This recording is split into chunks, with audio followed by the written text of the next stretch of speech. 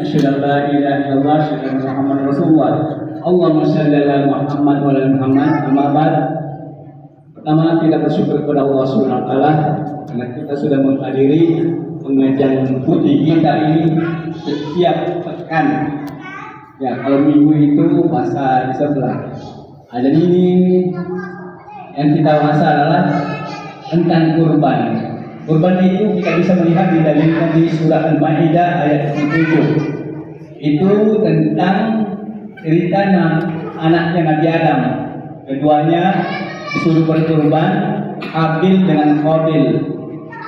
Itu Habil dengan memberikan hasil pertanyaannya dengan baik, dan Qabil yang memilih yang tidak baik sehingga tidak diterima, sehingga membunuh saudaranya. Jadi kita melihat di sini ini latar belakang kisahnya. Yang kisah yang kedua adalah Nabi Adam, Nabi Ibrahim. Pertama itu doanya Rabbi habli minas sholihin, yang meminta anak yang soleh, bukan anak pintar.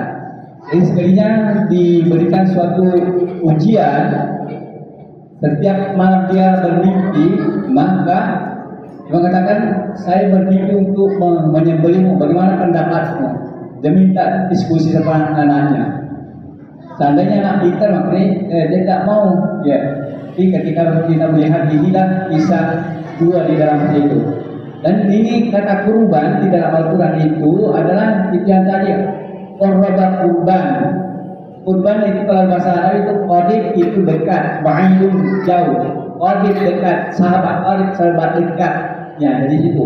Ini dalam arti syariah itu mendekatkan diri kepada Allah Subhanahu wa taala. Jadi ini yang kita melihat ada ayat yang la yanallahu bikumma wa la dimamma wa la yanalu taqwa minkum. Bukan darah dan dagingnya sampai kepada aku, tapi adalah ketakwaan. Ini komitmen kepada Allah Subhanahu wa taala. Yang terakhir ayat inna a'tainakal kautsar fasholli li rabbika wanhar.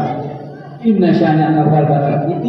Ini ayat yang sehingga dalilnya yang tidak berkorban. Itu kan tadi hanya kisah, tapi mewajibkannya ini adalah ini ayat kedua.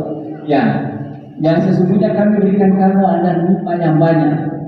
Kita diberikan oleh Allah Subhanahu wa taala nikmat kesehatan, nikmat mata, dan harus berdoa. Fasholli li rabbika wanhar. Fasholli li rabbika.